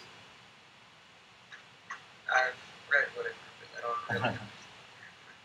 A group is something that's equipped with the two operate with the dot and the addition that has to be commutative, associative, neutral, and identity. No, that's too much. That's more of a ring.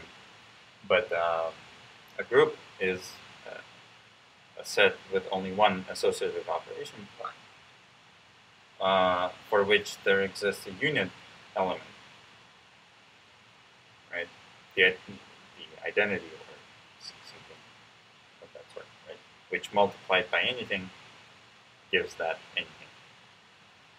So a group is a set where you have the identity element, which multiplied by anything by x equals x.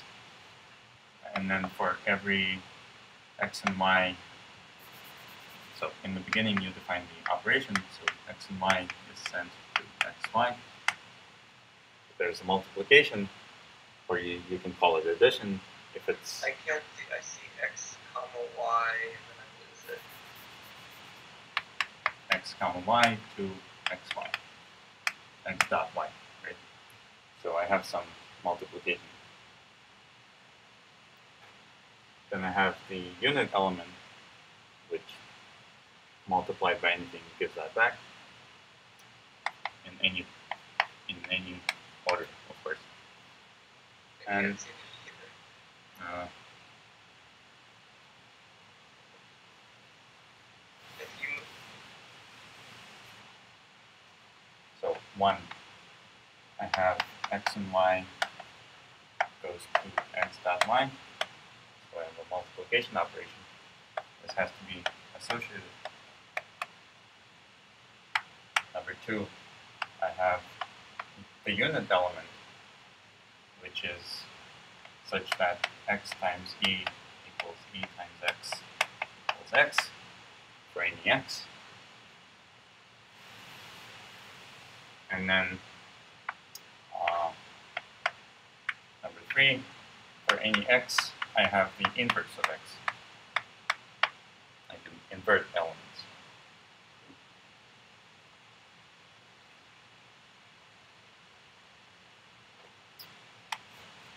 And a set with a structure like this is called a group.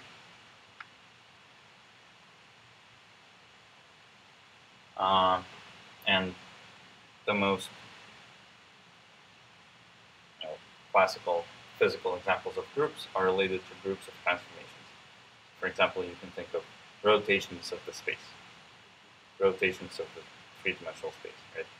Above, about the center of just a fixed point. Right?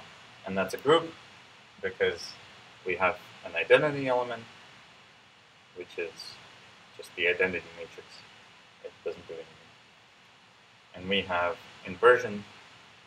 You take the rotation matrix, you invert it, right? You get the inverse rotation. You can multiply rotations by multiplying the matrices. That's an associative operation. So that's a group.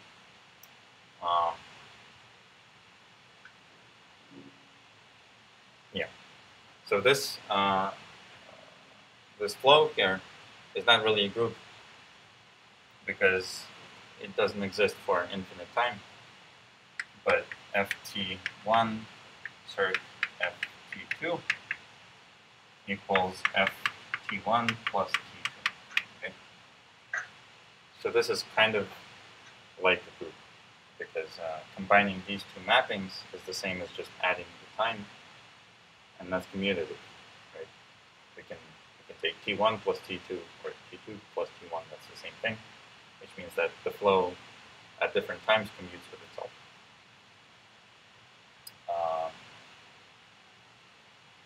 So these guys form a group because if I compose two flows, I get a flow. Right? But as I said, it's not really a group because I cannot, right? If my t1 is like 1 second and t2 is 1 second, then if I multiply a sufficient number of 1 second evolutions, I will get an evolution that's too far outside of the existence of the flow, right? So this is not really a group unless the flow exists for all time. But if the vector field is complete, right? In the book, there's a definition of a complete vector field. A complete vector field is one for which the flow exists forever in both directions. Then this is indeed a group. And the group is abelian. So an abelian group is just a group in which the operation is commutative. In this case, we see that this is commutative because the answer is the same in any order. For commutative groups, we usually call the operation in it addition. And for non-commutative groups, it's more often multiplication because you don't want to call addition a non-commutative operation. But of course, sometimes you have to call commutative operation multiplication too.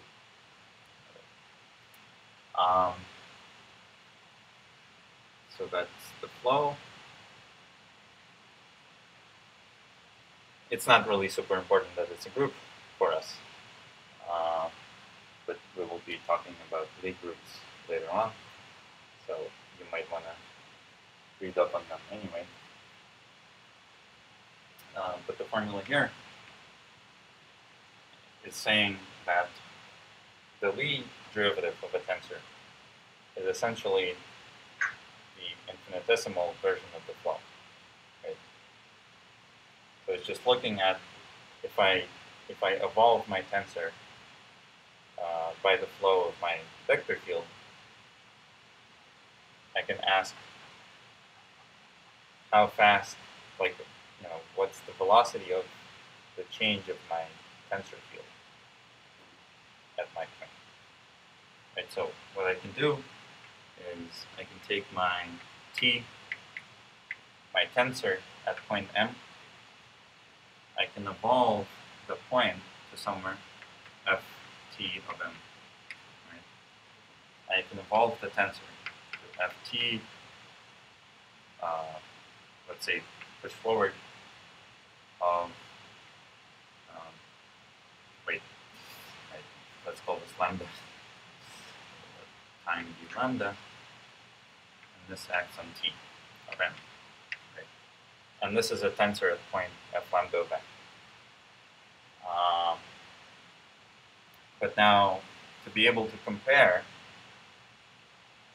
this tensor to this tensor, I need to put them in the same point, right? Doesn't make sense to compare two tensors at two different points of the manifold. Yeah, so I'm gonna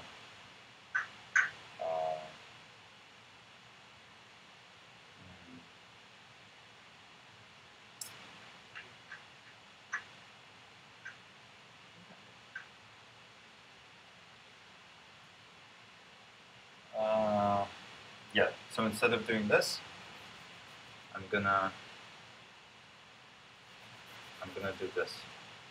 I'm gonna do T of F lambda of M here. Right?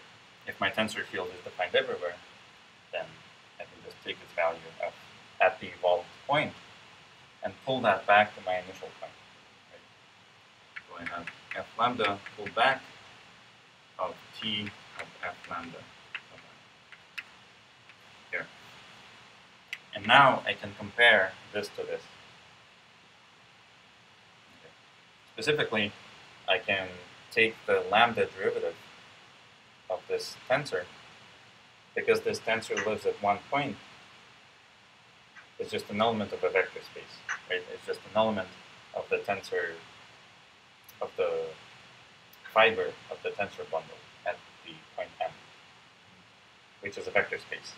In a vector space, I can always take derivatives with respect to any parameter that I have. Specifically, I want to take derivative with respect to lambda.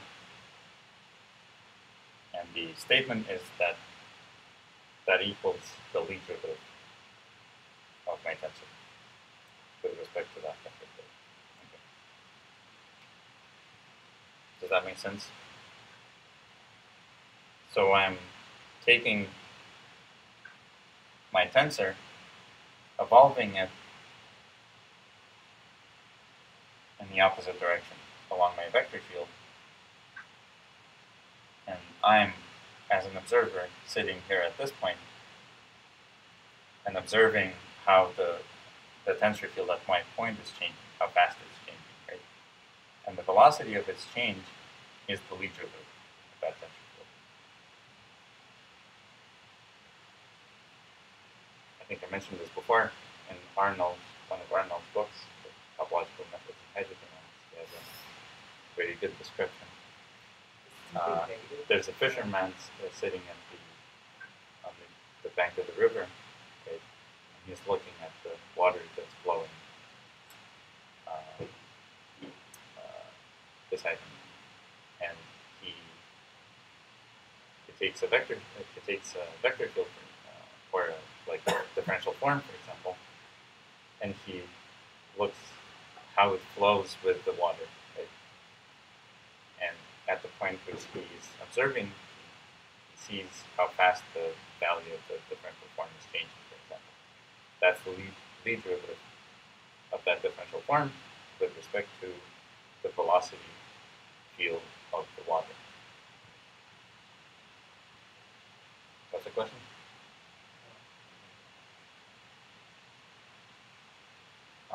So in this formula works for any lambda for which the flow is defined. Just because the flow commutes with itself, and it can, yes, so it doesn't really matter what lambda is. But I can set lambda to 0, and then I will get the derivative of this at 0, and then times f0. But the flow at 0 time is, of course, just the identity now. Right? So I can erase this and say this is the derivative at lambda equals 0. And this is also a formula for the Lie derivative, which is a bit simpler. So for if t is not a tensor but just a function, then it should be pretty obvious that this is the old definition. This is just the directional derivative of that function, right? Because the points of my manifold are flowing along the vector field, and I look how fast does the value of the function change along that flow. I can hardly hear anything. The reception just got really bad. I don't know why. Oh yeah. It just got really fuzzy. still bad? Yeah, I can. It's coming back. It goes in and out, but I missed the last. So Well, so what did you just erase on the? Yeah. So if t is a function, just a real value function. Right? Okay, now it came back. Yeah. If t is a function, then this is just. I have my function. I'm looking at the points of the manifold under it, which are flowing with the vector field, right? Yeah. You can imagine that. And I'm asking how fast does the value of my function change as my point flows along the vector field? Yeah, and that's what obviously that's just the directional derivative of the function, right? But it's also this. Okay. If it's not a function for the vector field, then you have to be thinking about the Jacobi matrices pulling back the vector field. How fast does the vector field change along the flow? But yeah, I think the geometric meaning should be pretty clear once you understand this formula.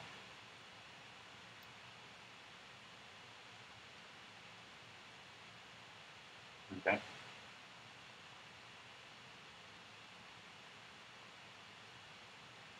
Yeah.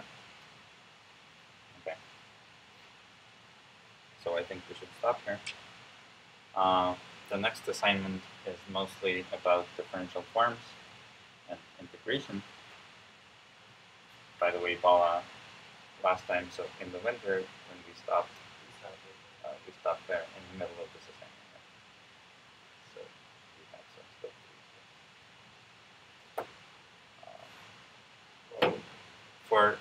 do. It's interesting that for differential forms, the pullback can be defined more generally. So in these definitions of pullback and push forward for an arbitrary tensor, the map has to be a diffeomorphism because I'm using the inverse of that map in the definition of my push forward and pull back. But for differential forms, you can avoid that. It doesn't have to be a diffeomorphism for some interesting reason. You can simplify the definition and you can pull it back always, which turns out to be a thing. But yeah. So it seems like you have a lot of questions. You should just ask us in the chat or ask me. Yeah. I have a lot of catch-up work that I'm doing, but I think that was very helpful. Yeah. That was very helpful. Thank you. Well, don't be afraid to post because we only have so much time in these meetings. Sounds good. All right. Thanks. See ya. Yeah, thank you. Have a good night. You too.